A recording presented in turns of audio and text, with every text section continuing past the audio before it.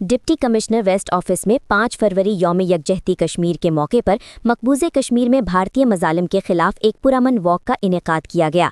Walk की क़यादत deputy commissioner west Ali Zulfiqar Memon ने की, जिसमें ज़िलई इंतज़ामिया, डिस्ट्रिक्ट हेल्थ ऑफिस और डीसी ऑफिस के अफसरान व अमले की बड़ी तादाद में शिरकत की।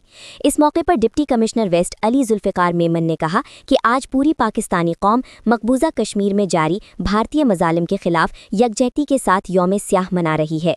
उनका कहना था कि कश्मीरियों के साथ पाकिस्तानियों का ताल्लुक महज मजहबी या तहजीबी नहीं बल्कि इंसानी लहू का रिश्ता है और पाकिस्तान कश्मीरी अवाम को कभी तन्हा नहीं छोड़ेगा।